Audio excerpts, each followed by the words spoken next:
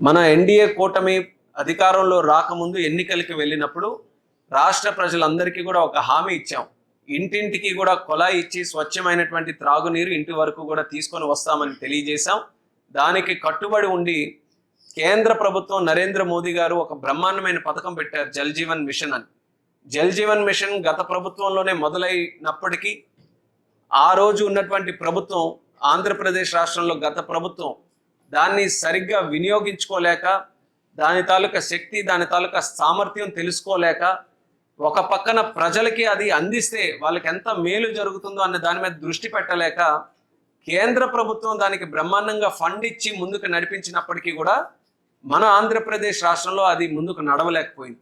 ఇప్పుడే రివ్యూ చేసుకుంటే మనం చూస్తున్నాం ఎన్ని గ్రామాలకి చేయాలో అది మనం లెక్క వేసుకుంటే కనీసం ఆ రోజు మొదలైన దానికి ఒక 10% కూడా మనం కంప్లీట్ చేసుకోలేదు.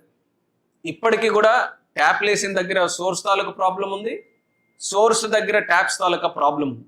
అందుకనే మళ్ళీ చంద్రబాబు నాయుడు గారు వచ్చిన తర్వాత రాజకీయాలు కానీ గత ప్రభుత్వం చేసిన తప్పులు కానీ వాటిన్నిటి పక్కన పెట్టి in the interest of the people అది ఎట్టి పరిస్థితుల్లో జల్ జీవన్ మిషన్ ప్రోగ్రామ్ మనం చేయాలి, ఇంటింటికి కొలాయి ఇవ్వాలని, ఏవైతే అన్ఫినిష్డ్ వర్క్స్, అన్స్టార్టెడ్ వర్క్స్ ఉన్నాయో దాన్ని ఫ్రెష్గా మళ్ళీ శాంక్షన్స్ కూడా ఇచ్చి, ఫైనాన్షియల్ క్లోజర్ దానికి ఇచ్చి, ఆ స్కీమ్స్ అన్నీ కూడా రివైవ్ చేసి మళ్ళీ ముందుకు నడిపిస్తున్నాం.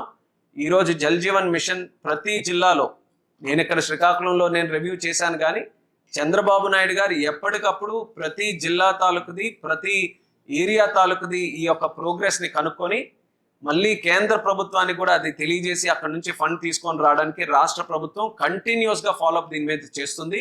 ఇది ప్రజలకి మేము ఇచ్చే కమిట్మెంట్. ఇది ఖచ్చితంగా జల్ జీవన్ మిషన్ కానీ ఇంటింటికి కొలాయి ప్రోగ్రామ్ ఏదైతే ఉందో ఇది కంపల్సరీగా మేము చేసి తీరుతాం.